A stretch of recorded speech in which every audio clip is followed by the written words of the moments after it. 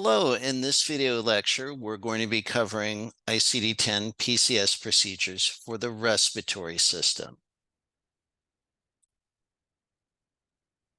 And these procedures, again, are coming from the medical surgical system section, and they will fall in tables 0B1 through 0BY.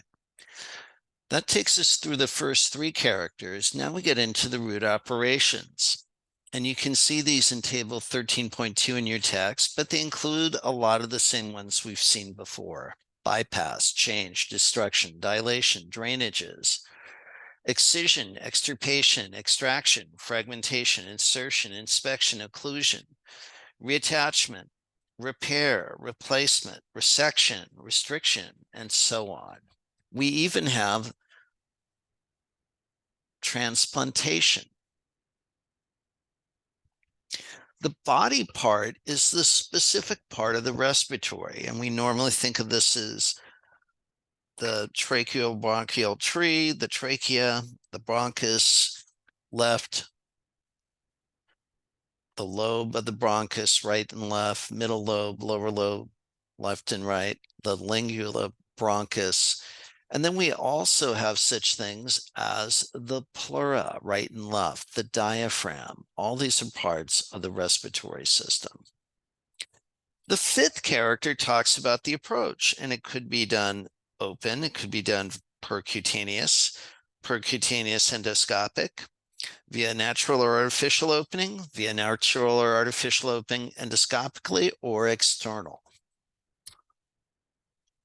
The sixth character talks about the device that's used, and these devices could be the ones that we see in table 13.5. A lot of them are similar to what we've talked about in other chapters: the drains, the radioactive elements, the monitoring devices, the infusion devices, and so on.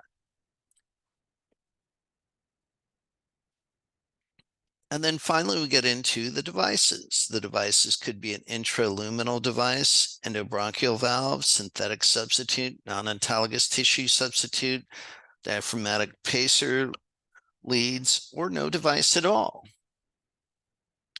The seventh character is the qualifier that specifies an additional attribute to the procedure. And these could be things such as allogenic, syngenic, zooplastic, cutaneous, esophagus, diagnostic, or no qualifier at all. Sometimes they'll do a closed endoscopic biopsy. What does that mean? It's basically a procedure where we're going to visually inspect an organ, in this case, a lung, by using an endoscope. So we'll go in with a light delivery system to illuminate it so we can see it, and then we'll take a picture, right?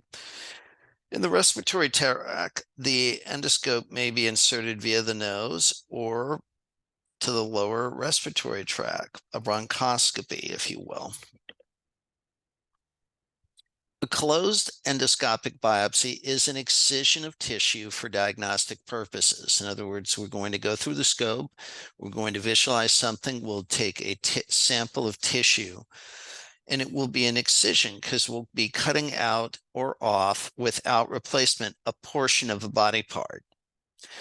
So you can see in your text on table 13.7 for the PCS table, you can construct a code for an excision procedure in the respiratory system under table 0BB.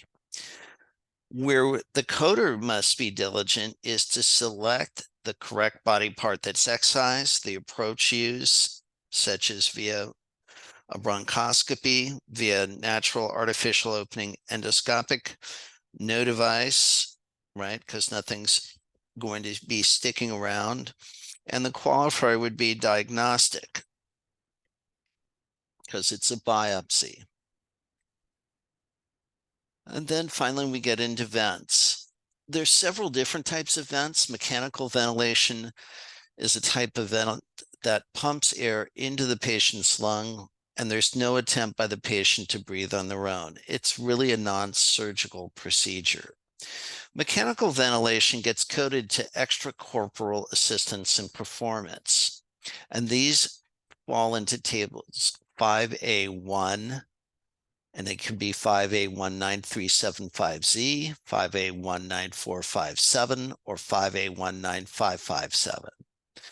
We insert the endotracheal tube as part of the mechanical ventilation, and we code that separately as 0BH17EZ or 0BH18EZ.